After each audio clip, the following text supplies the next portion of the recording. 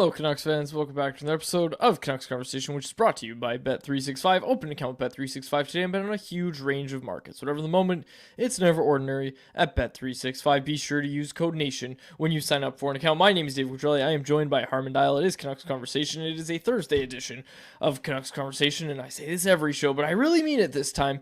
We've got a lot to get to, so much so that I was planning today's show and I forgot about Family Feud. So I had a full hour planned, and then we also have to slide Family Feud in, so it could be a long one today. We will see. So we started right on the dot. Shout out to technical producer Jacob Lazar, who's getting a shout out in the chat from Broke Shinobi, who said, wow, started right on the dot, right at 2 p.m. Speaking of the chat, let me tell you about our Super Chat charity partner this season, the BC Mental Health Foundation. You want to make sure your question or comment gets on the show, hit us with a Super Chat. Proceeds from our Super Chat will go to the BC Mental Health Foundation, changing the face of mental health and addiction by supporting breakthroughs in care, public understanding, research, and knowledge exchange. Okay, where do you want to start, Harm? Where do you want to start today? Obviously, we're going to talk about this game against the Predators, but where in that game do you want to start? First and foremost, just how much more aesthetically pleasing it was through, especially the first half of the game, to watch the Canucks. And it's such a simple concept: break the puck out with control, connect tape-to-tape passes, try and make plays off the rush. But man, when you see them actually execute it well, it makes a world of a difference in how entertaining this team looks, how fast they play, how fast they transport the puck up the ice, how dangerous they look offensively. Through the first half of the game, that was the biggest takeaway for me, is just their breakouts have been so much better. They look dangerous off the rush. You're seeing some east-west movement, just concepts that this team has not been able to display through most of the first half of the season. And it's part of the reason why a lot of times we've been complaining about this being a team that's boring to watch offensively, a team that's painful to watch breaking the puck out. I think we saw the opposite of a lot of that through the first half of this game. So did the players go against Rick Tocchet's wishes by doing that? Like, are there people out there that right now are thinking, well, they created off the rush, they did these things, they broke the puck out, they created east-west. Like, clearly, Rick Tocchet's lost this room because they're doing all those things. No, that's not what happened last night. And you bring it up, the first half of the game, they did those things. The second half of the game, Nashville comes up. Harm, how much of that was score effects? I had someone ask me this in the Canucks Army chat when I said, okay, it felt like they were a little under siege at the end. Someone said, well, of course they were. They were protecting a lead. How much of that was score effects, and how much was the Canucks just getting outplayed there in the end? A bit of both. I think naturally it's both. Like, I think it's pretty close to being a 50-50 there.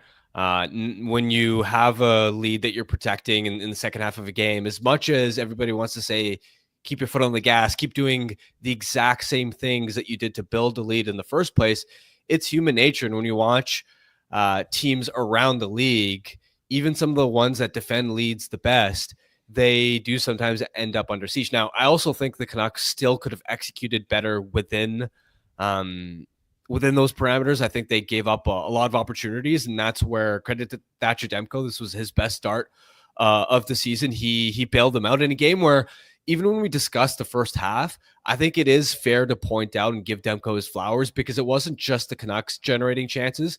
The Preds have opened up their system over the last couple of months. They also created a lot off the rush. It was a sort of track meet style where both teams were creating scoring chances in bunches. And that's where, I didn't love how the Canucks necessarily played in the second half, but just they should feel thankful that Demko was ready to step up there. Okay, I don't want to get pessimistic or downright negative right off the top, but is it fair to say that the Canucks haven't played maybe their best hockey, but that they've started to get the bounces, similar to what they did last year? There was a couple crossbars, there was great goaltending from Thatcher Demko, and there was a good shooting percentage, obviously, last night for the Canucks. So is it fair to say that they have not played their best hockey, but they aren't really built to play a level of hockey where they control play for most of the game and suffocate teams? Like, to me, that's just not what's happened here. Like, what do you mean by that's just not that's not what has happened here? They haven't suffocated teams and like commandingly won games or anything like that. So what I'm saying is the game that they're playing right now feels similar, although look, give them their credit for the first half of last night's game, those rush chances, everything like that, and we're going to talk more about that, but give them their credit there. But is it fair to say that they haven't played all that differently, even if the results are different? I think it's both. Like, yeah, they are getting better goaltending now, which is massive. The Canucks need that because they're not a team that creates a lot of offense. But in having said that, when I look back at these last 3 games, to me, they've been playing a lot better. Just their work rate, their urgency. Like the Blues game, for example, I think from start to finish, and yeah, you could say the Blues played a horrible game on their part, but the Canucks themselves too. I loved how committed and connected they were as a 5-man unit. I loved how well they were forechecking. I think their breakouts have genuinely been better. I think it's both. They've made meaningful progress in some areas, and yeah, they're getting the type of goaltending and maybe a little bit more shooting luck that they weren't getting through, say, the first 45 games. Toronto Blue Jays just signed Max Scherzer. Sorry to interrupt there. Jacob told me and I had to quickly check. We'll get Cam Robinson's reaction to that. Harman, on this idea of chance creation and everything, let's take a look at Nils Hoglander's goal last night. Credit Sportsnet, of course, for this clip. Let's bring it up, Jacob. Off the rush, so Pettersson blocks the shot, passes to Hughes. Hughes packs back to him, and then he passes right back to Hughes. Hughes finds Nils Hoglander with an east-west pass, and Nils Hoglander deposits it behind UC Saros. Underrated part of this goal, Linus Carlson going right to the front of the net, providing the screen. Like, he is in UC Saros' eyes there. He is a huge reason this goal goes in. He doesn't pick up a point, but as you'll soon find out, he played a role in this game. Your thoughts on that goal, Harm? Yeah, remember all that slander about Linus Carlson in training camp quads? I do. Yeah, now look where we are. Look at your boy go, Harm. Look at your boy go. But no, in all seriousness, that was such a gorgeous play off the rush, and that line in general, right? Pettersson, Hoglander, Carlson, they had moments where I liked the way that they were controlling play down low in the offensive zone. I thought Elias Pettersson was holding on to pucks, was moving his feet, was doing a better job of actually looking to consistently make plays. Hoglander, it's great for him to get a confidence building goal like that. I think generally Hoglander over the last couple of weeks, you look not only just watching him play, not even a couple weeks, I'd say 2 to 3 weeks, he's been more noticeable. He's been more impactful in the forecheck. He's been involved in driving a little bit more offense. Underlying metrics have improved a lot. So it's positive to see that line start to build some momentum, even though on paper, you look at Pettersson and go, on one wing, he's got a guy that has only scored 4 goals this year. And on the other, it's Linus Carlson, who is really a kind of marginal fringe NHL caliber player. You wouldn't necessarily expect that line to click, but I thought they were definitely dangerous at times in last night's game. Nils Hoglander finishes the game with the highest expected goals for percentage of anybody on the team. That line, Harm, like, do the Canucks have something in that line that when it was first constructed, we looked at and said, oh man, they're punishing Petey? We'll see. I don't want to, like, for example, as much as I think Linus Carlson is fine as a 13th-ish type forward, I'm not expecting him to be the answer with Elias Pettersson. Honestly, when fringe depth players find success with top players initially, it's sort of like the Sam Lafferty thing, right? Like going back to last year when Tocchet would sometimes give just to change things up, he'd give Pettersson Lafferty and think, oh, this is a hardworking guy who's going to go to the net, bring some speed on the forecheck. And a couple times Lafferty would score initially, but inevitably as the sample size would increase, it wouldn't work. It's also similar to when Max Sasson first came up, put up a few points, and then he got like a game or two with Pettersson, I believe it was. You're not expecting it to work long term. It's nice that they found the combination now. I think the more realistic hope, if you're a Canucks fan, is that Hoglander and Pettersson can maybe start to find some chemistry again, and that Hoglander specifically can start to build on this and be more of the player that he was last year. Lost in the shuffle of all of this is Nils Hoglander's season. Really, there's been so much stuff going on that it feels like we haven't really talked about the fact that Nils Hoglander is going to be paid $3 million next year and for the next 3 years, including next year, of course. And he hasn't yet got going. So great game for him last night. Really nice to see. And yes, like you said, Harm, hopefully it's a building block for Hoglander. A couple things I wanted to get to in this game. Linus Carlson scores his first career goal. And then after the goal, nobody gets him the puck. Jacob, pull up this clip here. I couldn't believe it.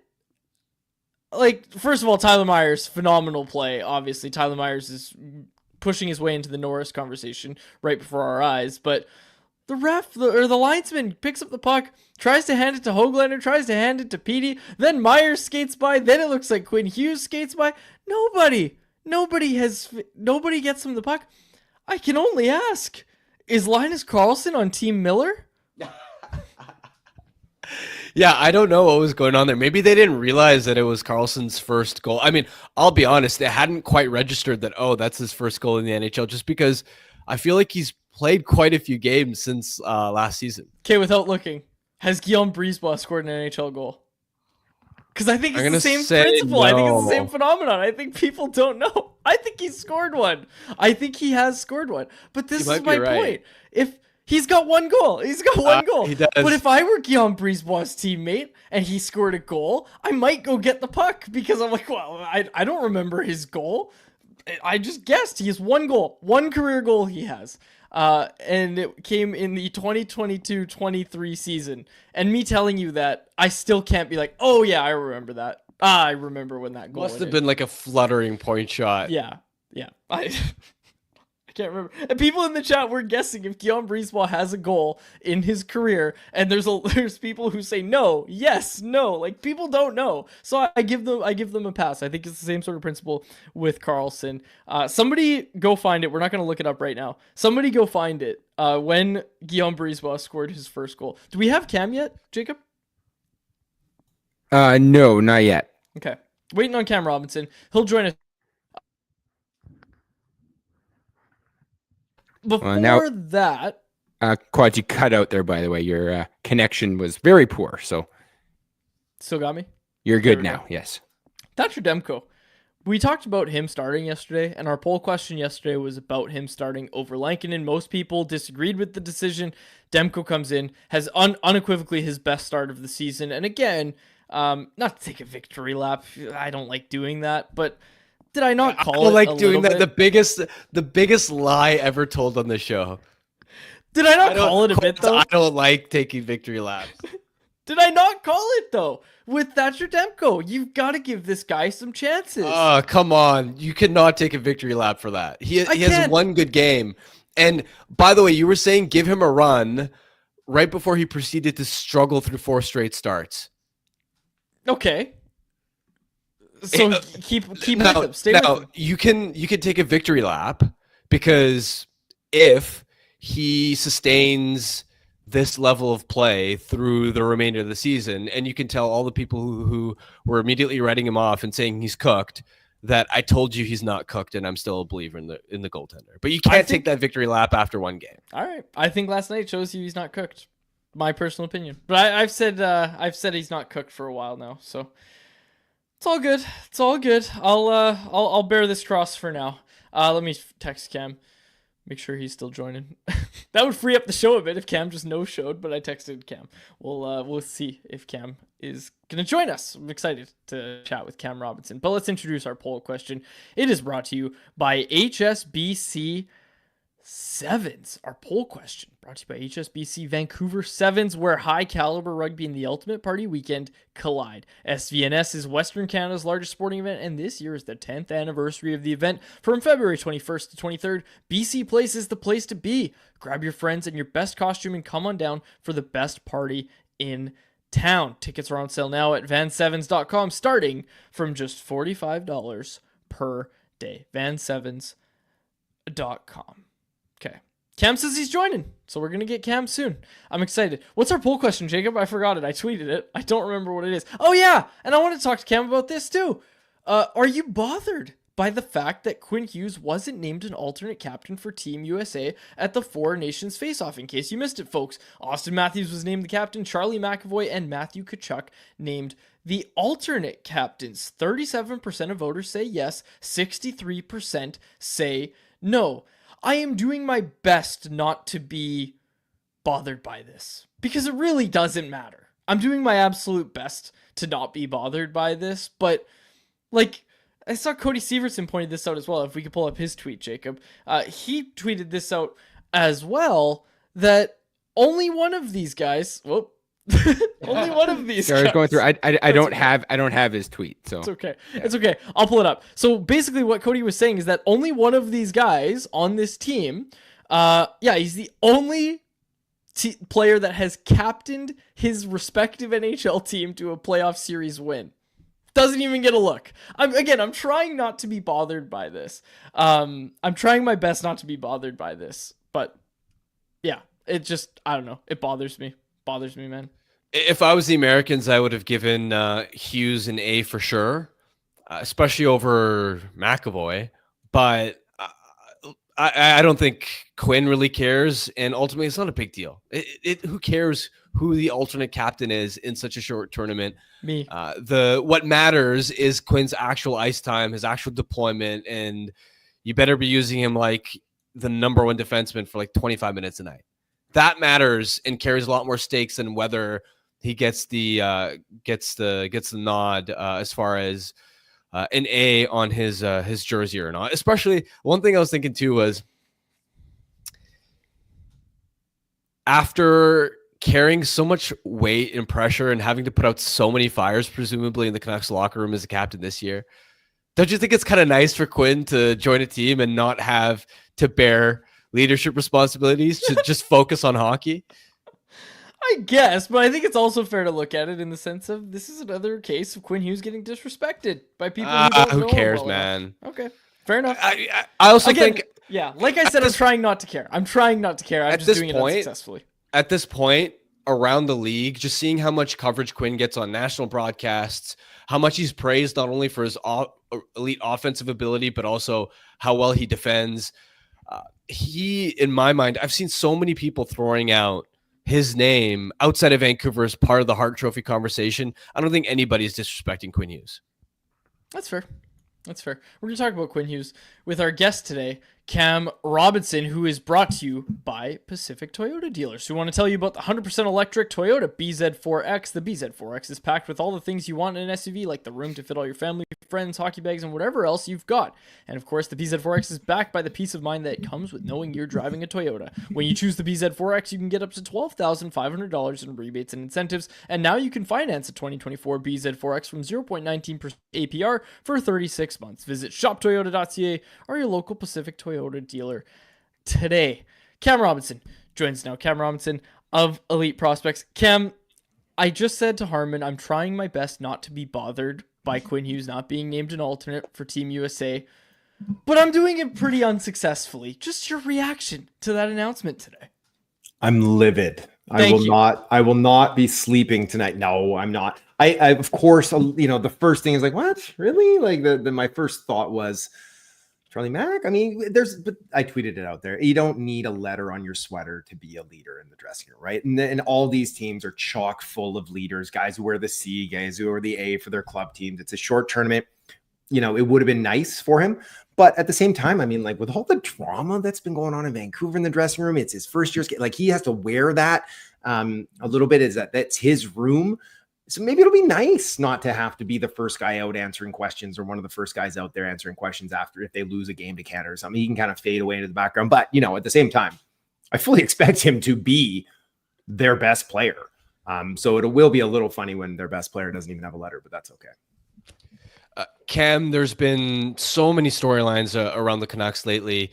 You recently had some reporting around Brock Besser's future. What's your understanding about where the Canucks and Besser are at right now?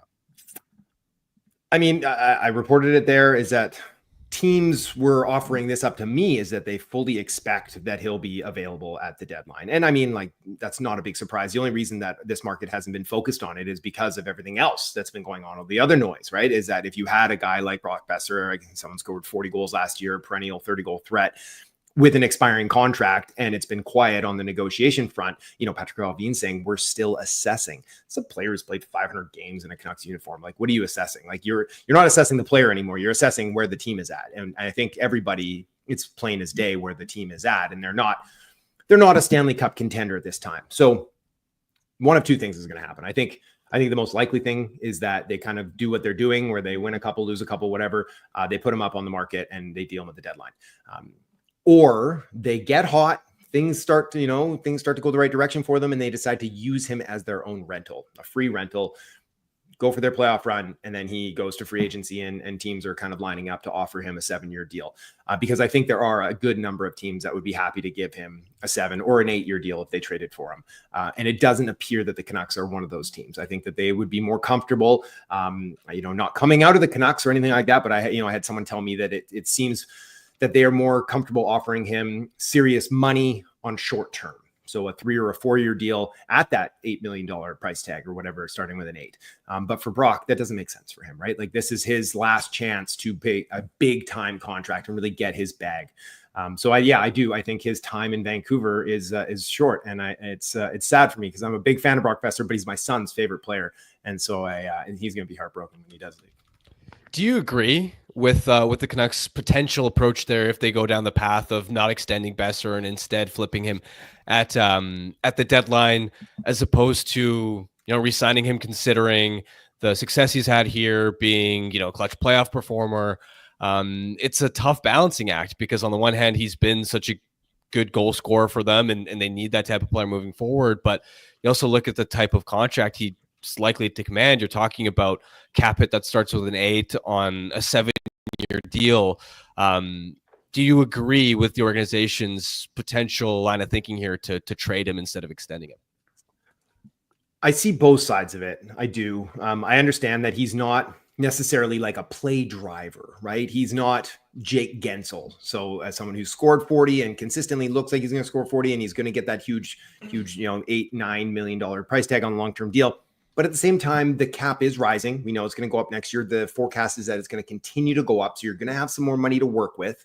Yes, Quinn's coming up in a little bit, Demco, but they have a lot of their pieces locked in right now that I probably would be more active in trying to find a solution to keep him around, because you pay for goals, right? Like, it's very difficult to score goals in this league. And he is someone who consistently can score goals, even if the foot speed's a question mark and the health, his history with his health issues have been there too. I would probably be trying to get creative in ways to keep him, whether it's a 6-year deal at $8 million or a 7-year deal that's maybe 7.25 or something. I'd be trying lots of different ways to see. And then if it's like, no, I want an 8-year deal at $65 million and the team just can't bite on that, then okay, then you move him, because you can't let him walk for free. I don't think this team is good enough to win a Stanley Cup. And in that sense, you can't let an asset like him go, because you could recoup a first-round pick and like a very real prospect, a center or a D prospect that this organization needs. I think that teams would be lining up to move assets like that, even if it's a 2026 first, which I think a lot of teams are asking for. And a lot of teams are trying not to give away right now just because of how weak the depth is in this 2025 class.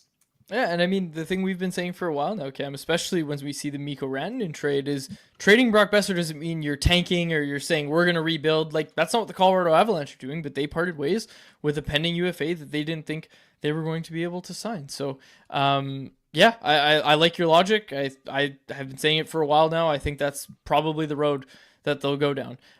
Quickly on Quinn Hughes here. He's been so good this year. I did an anonymous poll for Hart Trophy voting, and like actual Hart Trophy voters, asked them to cast their ballot, and overwhelmingly Leon Draisaitl walked away with the first place vote. And I was one of them. Like, I voted Leon. I'll admit it. What does Quinn Hughes have to do to actually come away with the award? I'm not talking about being a finalist, because I think that's fair. Like, he probably will end up as a finalist for the award. What does he have to do to really get past Leon Draisaitl here? Let me just say this, okay? Draisaitl's on pace for what? 55 goals, 125 points. Awesome, right? Not something new, not something we haven't seen in recent years, okay? He also gets to play with Connor McDavid. There are extenuating circumstances that help him, and he has been excellent this year. I won't take anything away from that. But you know how many guys on the blue line have scored 25 goals and 100 points in a season ever? Five. Wow. Five guys. Bobby Orr, Paul Coffey did it a number of times themselves. And then it's Al McInnes, it's Erik Carlson, and Denny Potvin. I think Denny Potvin was the last one. That's it. So Hughes is on pace to do that right now in like 78 games too, not even in a full season. So if he does what he is just on pace to do, and he can drag the Canucks into the playoffs, it's a no-brainer for me. Like, I don't even think he should just be like, oh, maybe he could beat Draisaitl. I think it's a no-brainer because yes, there's talent on that roster. They can point out, well, he's got Elias Pettersson, he's got JT Miller, he's got Brock. They're not playing up to their level right now, right? Connor McDavid's playing near his level. The Oilers are stacked with talent too. I think what he has done this year has been so impressive that it right now he would get my vote even without it. Even if he went a little cold and he ended up with 20 goals and 94 points or something like that, if he could bring them into the playoffs, I still think that he's the Hart Trophy winner. But for him to do it, to legitimately win it, he probably has to beat what his pace is right now too, just because I think Eastern bias with guys not watching and just like that kind of that noise around that Canucks dressing room, it's been negative. It hasn't been like, look at how great Quinn Hughes is. It's been like, look at how terrible things have been going on in Vancouver. So he'd probably have to outkick that even 28 goals, something like that, 105, 106 points, which isn't even out of the question, right? Like, especially if he had two good hands. Cam, I want to ask you about Elias Pettersson, and not necessarily from the perspective of all the trade speculation and rumors, but just purely the hockey side of the equation.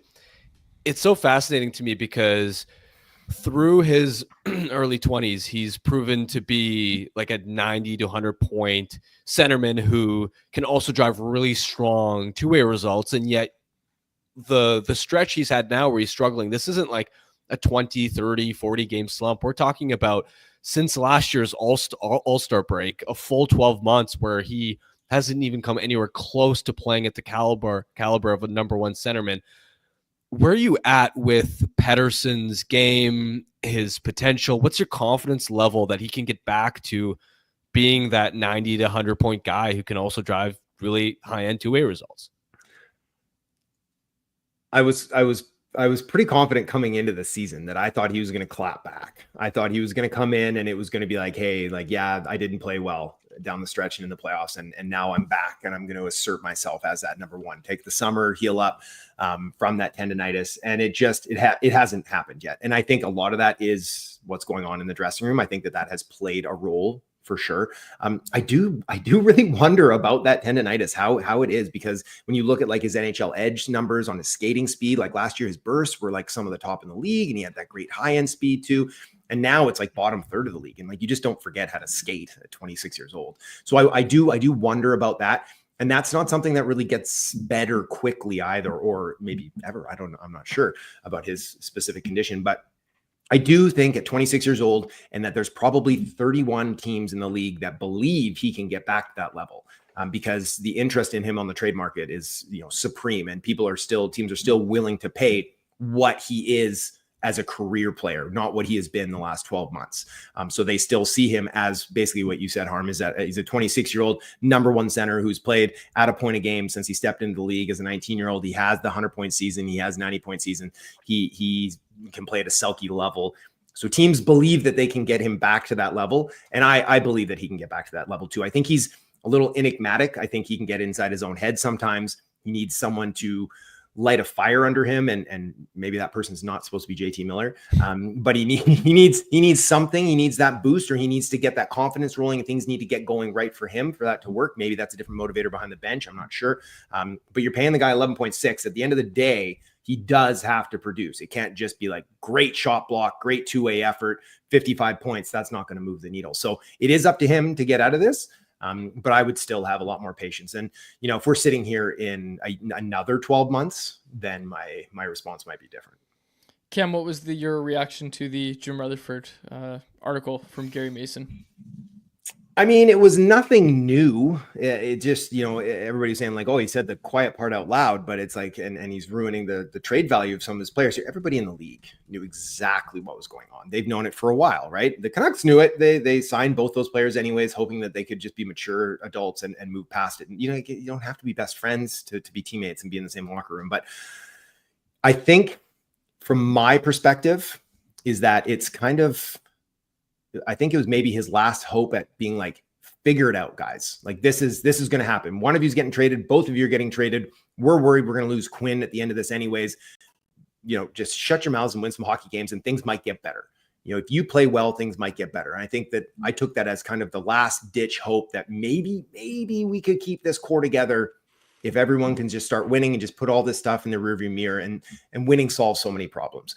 I don't think it's going to work. even though they're on a 3-game streak, and we can call this streak now after 3. But I think that was probably the rationale behind it, because he's been quiet for so long, and then to come out and just say everything, like it was so upfront and honest, that there had to be a reason behind it, because it's nothing new other than basically letting the media off the hook for all the fans that were saying all this rift was media driven. That's the only real thing that cleared up for some people, is that, I guess it is a real rift that everybody knew about anyways. Okay, final question for me. You're the draft guy. Maybe too early for this. Give me a name, middle of the first round, that the Canucks should be interested in. Give me my guy, preferably over 6'4". Oh man, I can give you like 5 or 6 guys. Give me 5 or 6 guys. Okay, so if we're picking middle of round 1, this might be a bit of a dream just because the stock is rising. Jake O'Brien. Okay, so he plays for Brantford in the OHL. 6'2", right-hand center. Oh, okay. Right-hand center. Okay, 170 pounds. Plays hard skill, though. You can just see, you stack 25, 30 pounds on this kid. Like, he has probably the best chance of being a first-line center out of those lottery guys, I think. And his stock is really growing. So there's a real world that he goes, 8 or 9. So if we want to slide down, you want 6'4", how about Blake Fiddler? 6'4", right-hand D. Okay, really young for this class. Captained the Americans at the Holinka. Almost made the World Junior team. He's a player, a really good kid too. Might even be 6'5". I was standing next to him there last month. I'm 6'3", and he's definitely got an inch plus on me. Keyshawn Aitchison, 6'1", 200 pounds. I said the other day, I was like, you guys looking for the next Kevin Bieksa? Because he's sitting right here. Like, he is mean. He hits hard. He never loses a fight. And he's always got this big shit-eating grin on his face too after he does it too. He loves mixing it up. He's always in on it. He had a big open ice hit, immediately dropped the gloves, won the fight, flex into the crowd, the away team crowd. He is so much fun.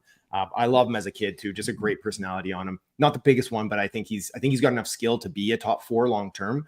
They come up, Braden Coots, right-handed center again, flashes brilliance, on a not so great Seattle Thunderbirds team. So his points aren't, eye popping, but he's another middle of the first round guy. How tall? Braden, How tall? 6 foot. All right. Same with like a kid like Brady Martin. He's a farm boy, so he's got that farm boy strength, really, really strong, but he's only 6 foot, but hard skill. So I'm looking at centers and D for this team, and there's gonna be options there. None of them are obvious top 6, top 4 guys, but they all have the potential to be there. But yeah, Jake O'Brien would probably be like best case for the Canucks if they're picking mid first. Okay. I'm going to be honest. Blake Fiddler might be my guy, just based on the description. People in the chat knew I was going to love that kid. But Jake O'Brien too. I'm writing both of those down. Appreciate it. Cam, thanks so much for taking the time today. No problem. I'll sell one more. Radim Murtka is 6'6". So if you really like size, okay, he's playing for Seattle too. 6'6". He's a big boy. You can't teach size. He might go early though. He might go earlier. Yeah. Okay. You can't teach size. I say it all the time. Can't teach size. I've tried. Okay. Thanks, Cam. Appreciate it. Take care. All right, boys. There he is. Cam Robinson of Elite Prospects. The chat. Quads, how tall is Quinn Hughes? I don't know, like 5'9", 5'10". Yeah, I can imagine if you were ever GM of a team and I came to you and said, I found this elite, like you're probably Ken Holland at number 6 thinking, oh, this guy's too small. Give me a big goal scorer. Give me a big right shot D. Okay. There are exceptions. Don't try to tell me that in the middle of the first round that I'm going to go find Quinn Hughes. Look at the tallest players on the Canucks. Okay, the biggest guys. You're talking like Vinny Desharnais, Tyler Myers, Carson Soucy, Derek Forbert. Meanwhile, you got like Quinn. Hronik's not the biggest guy. Petey's tall, but he's slight and slender. What are you trying to tell me? I'm that height and size is not always correlated with how good you are. But it more often than not is. I mean, if you look at the Canucks, it's not. Dude, okay, listen to this, okay? Connor Garland's story is, he defied the odds. There you go. You're proving my point for me. Another small guy who's one of their best players this year. So hear me out. The story is, he's defied the odds. Despite being so small, he's defied the odds. He's a unicorn, blah, blah, blah. Quinn Hughes, same thing. He's great despite this. Tall guy, a big boy like, who's my guy? Blake Fiddler. If he can skate, which I don't know he can, but he's going in the first round. If he can skate, that guy's going to play. That's all it is. Just draft good hockey players. You know, like Good tall ones. Forget how tall they are. I'm not saying stack your team with sub 6 foot guys, Yeah, well. but just why don't you just look at good hockey players rather than how big they're? You sound like Because you sound like Patrick Alvin or Rick Tocchet trying to build this blue line. Well, look, you have to take everything in consideration. I just need to start with size. I want to see how big these guys are, especially in draft year. It matters to me. It does. Rajcraft in the chat here. Quads is like a lady on a dating app saying guys only 6'4" and taller. Oh, man. Okay, you ready to get to Family Feud? Yeah, let's do it. Our thanks again to Cam Robinson for joining us. Harmon, you mute your mic and take out your headphones because it's time to play the feud.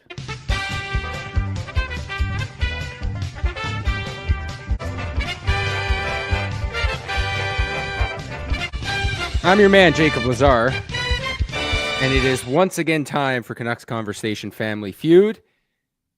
Quads going first. You guys won last week. You're looking to get back to 500. I feel like that's been a common thing. You guys have been within a game of 500 here for a few weeks. So hopefully this is the one. There's some big point totals out here if you can get them. We'll see how it goes. Quads, I'll remind you again of your rules. You're going to have 25 seconds on the clock. No more of this, you didn't give me the right number or you didn't give me the right clock. You've got 25 seconds. You're going first. I don't want to hear any excuses out of you today. All right. Sure. If you can't think of an answer, say pass. We'll come back to it at the end. Quads, are you ready? Yes, sir. Besides you, Harm, and Jeff, which Vancouver media member would be the best at Canucks Conversation Family Feud? Satyar Shah. Name a Canuck past or present with an alliterative name. Pass. Name a Canuck past or present from Latvia. Archilovs. Name a Canuck who scored 30 goals in a season. Brock Besser. Name a well-liked former Canuck GM. Pat Quinn. Good job. Oh, no, sorry. No, one more. Alliterative name. UC Jokinen. UC Jokinen. All right. Sorry, I forgot you passed there. You still got it in ahead of time. I'm going to tally up your score. Okay. I think people said I did pretty good in that one. I felt like I did okay. I think I did okay, Harm. I'll clear 100. I'm not coming out saying, oh yeah, I got 200 on the first turn, but I think it was good. I think it was a good one. Brooke Shinobi said Quads and Harm believer. Ed in the chat said this is the best segment on any Canucks podcast. I love to hear that. That's super, super nice to hear. I like that. Karen, oh wait, I can't read that. Sorry, it gives away an answer. Don't look at the chat, Harm. Don't look at the chat. I don't ever really have it open other than our private chat. Yeah, perfect. Quads, I don't remember who you actually said for the last one. Can you just text it to me? Yes. Okay, yeah, I was gonna say, don't say it out loud. Yeah, I know. Just text it to me. If it is who I thought it was, Quads, you got 105 points. Oh, total, not that one answer. Yes, total. Yeah, not on the one answer. That how would is not that be even possible. possible? Okay, I texted it to you. Perfect. Okay, I will wait for that. Anyways, while we wait for that. Oh, sorry, no, the last of the 5 questions. So I don't remember what the question was. Okay, I'll listen. We'll do it at the end. We'll do it at the end. We'll do it at the end. I'm pretty sure I heard you right. So 105. Okay. Harmon, you're gonna have 30 seconds on the clock. If you give one of Quad's answers, and hopefully that last question I remembered who Quad's got. You know what? Harm's not looking at the chat, so chat, just remind me here of who Quad's answered for the 5th question. If you give one of Quad's answers, you will hear the buzzer, and I will ask you to try again. And if you need to pass, just say pass. We'll come back to it at the end. Quads had to pass, and I almost forgot about it. So hopefully that doesn't happen here. Harmon Dial, are you ready? Yes, sir. Besides Quads, yourself, and J-Pat, which Vancouver media member would be the best at Canucks Conversation Family Feud? Drance. Name a Canuck past or present with an alliterative name. Brock Besser. Name a Canuck past or present from Latvia. Teddy Bluger. Name a Canuck who has scored 30 goals in a season. Brock Besser. Try again. Daniel Steen. Name a well-liked former Canucks GM. Pat Quinn. Try again. Brian Burke. Good job. With time to We crushed spare. it. So I said Pat Yes, Quinn. you did say Pat Quinn, which is what I thought. What did you say for the alliteration? Brock Besser. Brock Besser. Oh, I pulled out UC Jokinen. Buddy. How many points did you see? So I said like Sergei Shirokov or something. Well, like, there's a pull. All right, so let's work through this here. Let's find out if you guys get back into the win column. For the first question, the media member who would be best at this, Quads, you said Sat Shaw. That was the number 5 answer, but only 6 points for Was Don Sat. Taylor number 1? Don Taylor was number 1. Thomas Drance, number 2 answer. Nice. For Harm, Okay. 18 points there. Chris Faber was the number 4 answer. Oh yeah, right. Oh my gosh, that would be the biggest fumble. Okay, anyways, continue. That was a really good one. Lots of great responses there. Obviously, some of our friends, Irfan Ghaffar in there. Blake Price got some votes. So yeah, great work on that bit of survey entry from all the listeners. That was a fun one. Okay, Canuck past or present with an alliterative name. Harm, you nailed the number 1 answer. Brock Besser, 35 points. UC Jokinen Quads, no points. None. No one picked No. UC Jokinen. All right. No one picked UC Jokinen. Oh, Sammy Salo would have been a good one. Yeah. Sammy Salo was on the list. Adrian Acoin, Stan Smeal, Tony Tanti, Mark Messier, and a few people that don't know what alliterative means. I even put in brackets, first and last name start with the same letter, and someone responded Quinn Hughes. Name a Canuck past or present from Latvia. Quads, Artur Shilov's number 1 answer. Harm, Teddy Bluger, number 2 answer. 26 points there. Also on the list, the other goalie named Arturs Urbe. Another goalie in Peter Skudra. Lots of Latvian goalies have made their way through Vancouver. Ronald Kennins picked up some votes. And a single vote, and I didn't even know who this was. I had to look him up. He did play for the Canucks.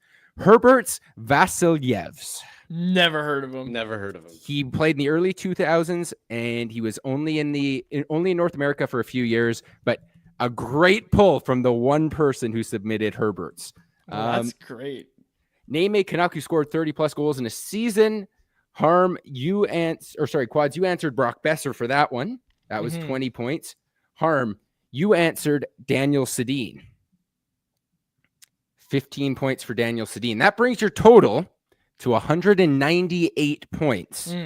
Other names on that list, Pettersson, Naslund, Bure, Andrei Kuzmenko got some votes, which that'll be an all-time thing. You know, when people look back and do Canucks history, Andrei Kuzmenko is going to be a bunch of like deep pull Canucks for his first season in Vancouver. Finally, a well-liked Canucks GM. Quads, you got Pat Quinn with the number 1 answer. Harmon, if Brian Burke gets you 2 points, you guys are victorious. And Brian Burke got 30 points. You guys crushed it. Good. Back to 500. Back to 500. 228. Other answers for that last question. Mike Gillis, Jake Milford, and a couple of votes for Dave Nonis. Any Benning? Not a single Jim Benning. I figured someone would have done it as a joke. I mean, how Messier gets pulled into anything that Messier can be, but no Jim Bennings, surprisingly. All right. Great work, guys. We believe in this team. We're back at 500. We're buying at the deadline. Awesome win, Harm. Great work. Let's go. Let's get to anyone else, which is brought to you by our friends over at Greta, a great spot for all games, home and away, the home of our electric watch parties. Greta's a great spot to be, and we hope to see all of our watch parties all season long, but even if we're not there, you certainly should be. Just minutes from the arena, come by before and after the game or whatever event you're downtown for. With arcade games, weekly drink specials, and the recently updated street food menu, Greta Bar YVR is the place to be. 50 West Cordova Street is the address. Let the games begin and join Harrison Price for the Canada vs. USA watch along on Saturday, February 15th, presented by Fountain Tire. Tickets are just $10. It's in support of the Social Run Club, YVR. Tickets are available at nationgear.ca. Okay, my anyone else today. I wanted to get to this. Nikita Zadorov. I feel like we didn't touch on this too much yesterday. Gary Mason had a long conversation with Jim Rutherford, so much so that he made it into 2 articles. And the second article, one thing that was touched on was Nikita Zadorov and Rutherford basically sharing that as Patrick Alvin and management were talking with Dan Milstein, Zadorov's agent. Zadorov was talking to Rick Tocchet, and Rick Tocchet really wanted Zadorov to stay, and they were in communication. And basically, Rick was saying, like, okay, what do you need to stay? And Zadorov was saying, well, first it's $5 million. So the Canucks went to $5 million. And of course, this is from Rutherford, just to be clear. This is all from Rutherford via Gary Mason of the Globe and Mail. And then apparently the conversation went to, okay, well, I need 6 years. So the Canucks gave him 6 years. And then he went to Boston anyway, I believe were the words that Jim Rutherford used. So Rutherford sharing some frustrations with how those negotiations went. But Harmon, I guess the story there, the Canucks were willing to go to exactly what Zadorov signed in Boston. Yeah, I mean, I think I still don't like the terms of that contract. I know people love him for the vibes. I love him for the vibes. And sure, if there's a guy that for vibes purposes, for locker room purposes, for the game within the game that you maybe wanted to overpay a little bit, then like I can't lie, Nikita Zadorov is such a fun player. He skates like the wind. He hits like a truck. And having said all that, he is not having a good season in Boston. It's pretty plain and simple. You look at his numbers across the board, they've been poor. You hear Bruins fans talking about him. They complain about the undisciplined penalties, the defensive brain farts. And ultimately, it's a contract that I think a lot of Bruins fans would already want to do over on. So that's ultimately my take is, yeah, I don't really need to expand beyond that. I don't like, I get it. Yeah, he'd be a huge upgrade on this blue line. But at $5 million times 6 years, I don't look at that as like a huge missed opportunity, to be totally honest with you.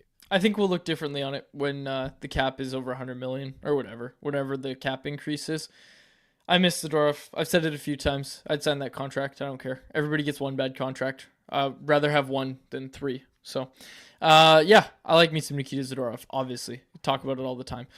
Now, people are then wondering, okay, well, why did he sign in Boston if the money was the same? And Noah Strang posted a breakdown on Twitter that Zadorov's going to save about $567,000 in taxes per season by signing with the Bruins instead of the Canucks. So again, that's over $3 million over the life of the contract. So it's not a tiny chunk of change. So I get it. And obviously he really likes Boston. So I'm not mad. Please don't put in the newspaper that I'm mad. But yes, some stuff there that we at least wanted to mention today. And of course, Dan Milstein replying on Instagram today, Zadorov's agent, posting 7 months later, and we're still on this. 604 is a great city, but some things are better left in the past. And then he put hashtag we are gold star, which he puts at every tweet and every post he makes. He hashtags it we are gold star. But yeah, Milstein responding there, weighing in on Jim Rutherford's recap of the Nikita Zadorov contract negotiations. Sure, I don't think you need to add much more to that, Harmon. I miss when Dan Milstein was unofficial AGM of the Canucks, when he had Zadorov, Kuzmenko, Mikheyev. Is there anybody else? Yeah, I mean, he had like Wyatt Kalynuk as well. And he had more than that. He had like 7, didn't he? There were a lot. There's at the highest point there were 7, I believe. Okay. I got a question for you, Harm, because it's coming from Broke Shinobi. It's coming from LC250, who joins us late, but still joins us, and that's all that matters at the end of the day. Adam Bokvist is on waivers. The Florida Panthers have put him on waivers. Again, the guy who was selected right after Quinn Hughes, right after Philip. No, he was the next defenseman drafted. Wasn't he the 9th overall pick? Now I'm doing tricks to myself. But he was the next defenseman taken in that draft. 8th overall. 8th overall. Thank you.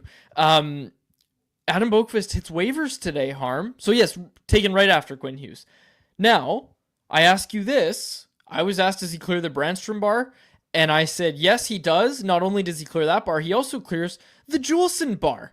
So yes, put in a claim for Adam Bokvist. Give me the reason why they shouldn't put in a claim for Adam Bokvist, unless you think they should.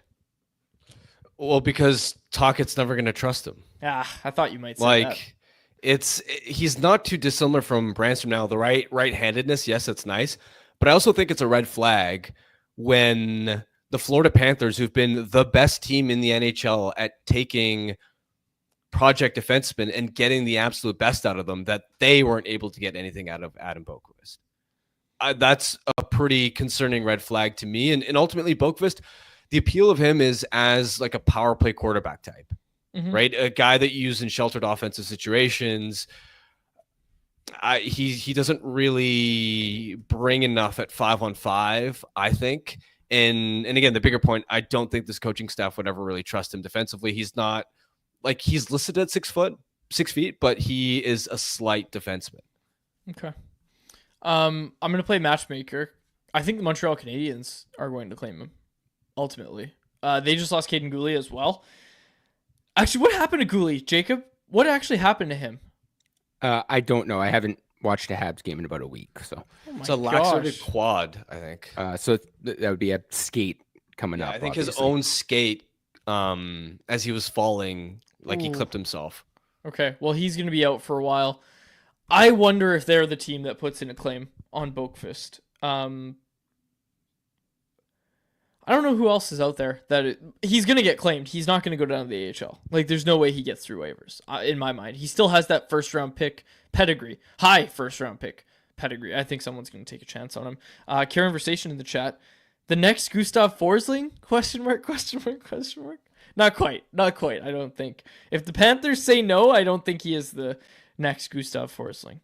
Yeah, brutal injury for Caden Gooley. Hopefully he's better. Okay. What else did we have here? Oh yeah, Four Nations captains got announced today. Sidney Crosby announced as the captain for Team Canada. No real surprise there. Miro Heiskanen ruled out for the Four Nations face-off for Team Finland. Harmon, Team Finland, when we did our Four Nations preview, we already kind of agreed that they had the longest odds of winning the tournament. Those odds just got worse because they're without Miro Heiskanen. And we broke it down. Mark Stone dive bombs into Miro Heiskanen and takes him out, and now his knee's all messed up, and he's going to be out week to week, courtesy of Pete DeBoer. Big blow. Obviously, it's a big blow for the Dallas Stars, who, of course, the Canucks play tomorrow night, so Miro Heiskanen's not going to be in the lineup tomorrow. Shocker, but there's a Canucks tie-in there. But for Finland, it is a massive blow to lose Miro Heiskanen. Especially because their forward group is actually not bad, right? They've got guys like Barkov, Rantanen, Aho, Lundell, Mikhail Granlund, Teravainen. Like, they've got legit talent up front. I mean, Rope Hintz, Arturi Lehkonen, but you look at their back end, and Heiskanen was so far and away their best defenseman that I don't think this is a blow they can really recover from. I mean, look at the rest of the roster that they had kind of announced on the blue line. Jani Hakanpää, Esa Lindell, Oli Mata, Nico Mikkola, Rasmus Ristolainen, and Juuso Välimäki. You're not winning the tournament with that type of blue line, unfortunately. Remember when Välimäki was on waivers? I do, yeah. Reminds me of Bokvist. Reminds me of Adam Bokvist. Did you have anything else you wanted to get to, Harm? I'm trying to scan the chat here, see if there's anything in there. Nothing off the top of Blake my Fiddler. head. Blake Fiddler. I wrote it down. I'm gonna write it down. Him and Jake O'Brien. Those are my guys. Just letting the record show.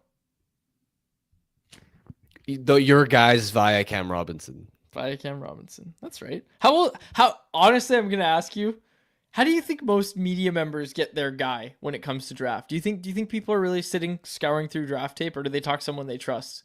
And maybe it's a more sophisticated conversation than one I had with Cam, where I said, "Tell me a name of someone over 6'4" or 6'3". Maybe I'll give you that, but that's how everybody gets the research done. Let's be honest here. Or they read Dave Hall. I mean, for me, it's usually a combo of switching back to my regular mic there for a sec. For me, it's usually like I've got scouts who work for NHL teams who I know are really smart, so I'll go to them, and it's a combination of like using stats. You just said what I said watching in cursive. You just did the exact same thing I did, but you did it in cursive. Yeah, but I also watched a little bit of tape. Like remember when Macklin Celebrini? Okay. Remember when Macklin, you came on the show and were like, "Oh, he's overhyped," and every year the #1 pick. This guy's probably the next Shane Wright, and I was like, "Dude, I've watched this guy. I'm telling you, he's gonna be a really good franchise center." So no, don't tell me that. I 100% defer to the opinion of experts, no question about it. But I also put some work in myself.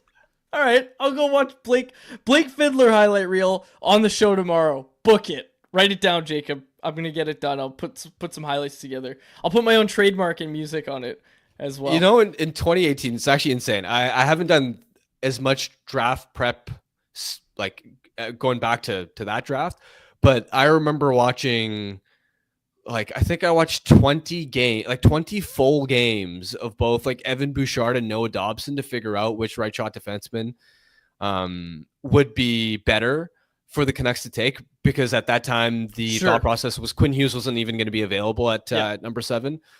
But yeah, that was, I remember that being like, imagine watching 20 full games of just like 2 prospects when I wasn't even a prospects guy.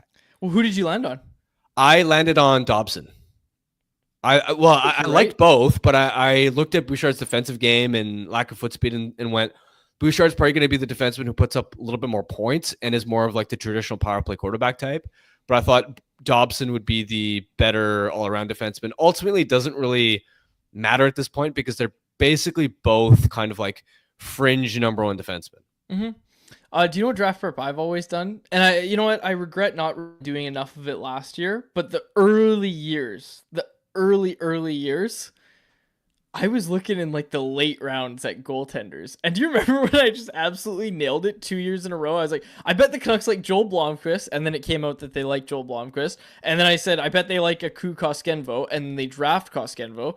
I haven't gotten one since. I picked other guys in the other drafts. And they've obviously drafted Ty Young in that time. But I'm going to get it. I'm going to get it for this upcoming draft. Although that'll be a really telltale thing is, do they just go away from the Ian Clark model of drafting big guys who have really good raw tools? Like, it'll be interesting to see, because they drafted a guy when Ian Clark was there. They drafted a guy that profiled very similarly to the types of goaltenders that they like, and they did it basically 2 out of every 3 years. So it'll be interesting to see how they approach that, because they haven't taken a goaltender since Ty Young, if memory serves. Like, there's no one I'm missing, right? Yeah, I'll give you credit. You know your goaltenders. Yeah, thanks. Appreciate it. But yeah, I gotta get back on it. I gotta just randomly give a name that no one's heard and then say they're gonna take him in the 6th round. Although I will say, if Askarov ends up being a franchise goaltender, which way too early to know what exactly he's gonna be. He won't. But if he does, I don't know if anybody's ever gonna be able to trust your goalie opinions again. All right, we'll see. We'll wait and see. In all seriousness, I do like Askarov's personality. Did you see that he did it with scrum, and the reporter was like, "What's going through your head when a guy's in on a breaker?" He's like, No. It was good. It was so funny. It was good. I have nothing against Askarov other than the fact that I thought he was very overhyped and drafted a little too high. That being said, he has a chance. He has a chance to be a good goaltender, and I'm rooting for him. Believe it or not, I'm rooting for him. I don't. No, you're rooting to take a victory lap. No. I don't. Come on, stop lying. No, I don't. Would love nothing more than him being a mid goaltender, and then to be able to come on this show and say, okay, "See, I told everybody." But you know, I'm pretty good at rolling with the punches. If I'm wrong, I'm wrong, and it's okay. Like I will never come on here and be like, I hope this guy fails in his career. I hope he gets injuries all throughout his career. I'll never ever do that. Even with Pierre-Luc Dubois, you know what thought I've had recently, Harm? I've like watched some more Caps games, and I'm trying to watch more around the league. Like, I'm probably gonna have to put Pierre-Luc Dubois on my Selke ballot. Like, he's been great this year. He's been phenomenal, and they're playing him in matchup minutes, and he's totally bought into everything that Spencer Carberry's selling. Look, if he's changed man because he went to Washington and he's buying in and the right things are happening. What is it? 4 teams later. Good for him. I wish him the best, and I'll vote for him for the Selke. I'll put him on my Selke ballot. I don't let my takes make me biased against players. I don't. I really don't. I respect that. All right. Anything else you wanted to get to before we close out? No. Okay, let's get to our Bet365 bet of the day. We're officially on a heater. It's been, 2 or 3 wins in a row now, Jacob. I know I won yesterday because I actually took that one yesterday too. Over on Bet365, I took the win yesterday. It was Pittsburgh against Utah. Another game that went to overtime, which of course becomes a coin flip, but it's 2 in a row now. It's back-to-back overtime wins for Quads. And they count just the same on the money line. So write it down. Okay, here's one. Does anyone know why the Minnesota Wild are the underdogs against the Montreal Canadiens tonight? Other than the fact that the Wild played last night. Banged up. They're missing Kaprizov. Who else are they missing? They're not going to start Gustafsson, but don't they have Fleury? All I know is they've been hammered by injuries lately. Like go they to still Daily don't have Face-Off. Brodeen. Never heard of him. You never heard of, I'm joking. Stop I'm joking. I'm it. just joking. I'm totally... Okay. Okay. All right. I can see potentially why. I could see, but they're still starting Marc-Andre Fleury, and it's the Habs. It's the Habs, and the Habs are heavy favorites. I just like these odds. I'm taking it. The Minnesota Wild are going to rally around each other. They're missing Kaprizov, their emotional leader, and they're going to rally around him, and they're going to rally around each other, and they're going to pull out the victory tonight in Montreal. My bet of the day is plus 125 Minnesota Wild money line against the Montreal Canadians. That was our bet of the day, brought to you by Bet365, a proud partner of Canucks Conversation. Open account with Bet365 today, but on a huge range of markets. Whatever the moment, it's never ordinary at Bet365. Be sure to use code NATION when you sign up for an account. Must be 19 plus to play. If you choose to play, please play responsibly. RELC, final question of the day, Harm. Should DPD be freed for the game against the Stars? You know my answer to this. Yes. Here's another thought. I didn't even bring this up. Last night's game, couldn't help but think, yeah, Carson Soucy could use a night off. Just take Juleson out. Sure. Don't overthink it. I love it. Yeah. He did not look good last night, and I think the Canucks have been outscored something like 21-10 with him on the ice at 5-on-5 this season. I heard they have 19 wins and 3 losses with Juleson not in the lineup. Anyways, we'll close it out there. Yeah, free DPD. We'll close it on that. For my co-host Harman Dylan, our technical producer Jacob Lazar, our thanks again to Cam Robinson of Elite Prospects for joining us today. Wyatt Arndt joins the show tomorrow, so we'll see you tomorrow. My name is Dave Widrelli. Thanks so much for this episode of Canucks Conversation. Canucks Conversation is live Monday through Friday, every weekday at 2 p.m. over on the Canucks Army YouTube channel. Make sure you like, subscribe, and interact in the YouTube live chat every day with